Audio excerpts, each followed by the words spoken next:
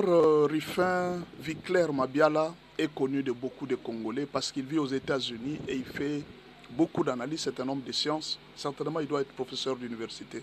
Il est très intelligent. Alors, je me suis arrêté sur l'une de ces analyses qui m'a beaucoup intéressé.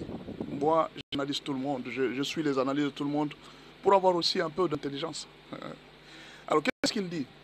Il dit, le président Félix Tshisekedi, au début, je l'ai sous-estimé. Nous tous ici, on était très stricts avec lui, on les critiquait. Qui est-il? Comment expliquer que lui, il y a plusieurs pays qui nous agressent. L'Ouganda nous adresse, le Kenya est là. Mais il est en train de laisser le Kenya, il est en train de laisser l'Ouganda, il s'attaque au Rwanda. Pourquoi il laisse l'Ouganda et tout ça? Alors le professeur explique. Le docteur, c'est pas, il doit être professeur certainement. Il dit, ce que j'ai compris maintenant, c'est que Félix avait un plan. Et son plan a marché et il nous a confondus, nous tous.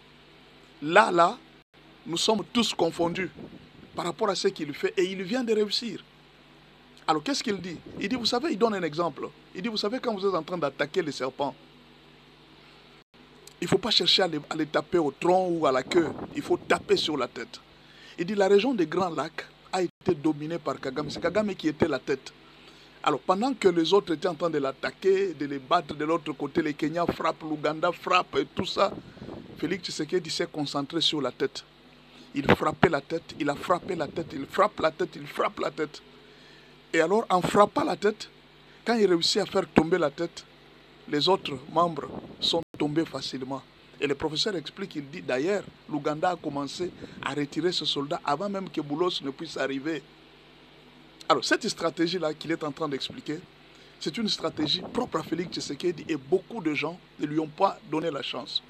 Le deuxième conseil que le professeur donne, il dit, ce que j'ai compris dans la vie, et ça c'est une leçon qu'il a tirée, il faut apprendre à garder silence au projet que vous êtes en train de faire.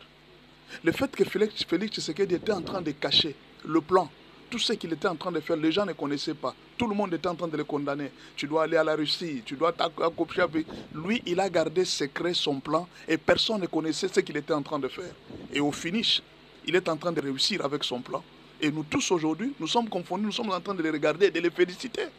Vous voyez un peu? Alors il conclut, il dit, je pense que si réellement vous voulez aller loin, il faut apprendre à garder silence sur le projet que vous avez. Là, je pense que vous allez réussir. Et ça, c'est ce que Félix Tshisekedi a réussi. Il nous a tous, en quelque sorte, caché son plan. Et au finish, nous sommes tous sortis vainqueurs sans nous rendre compte comment il a fait. Voilà, c'est une analyse que j'ai voulu partager.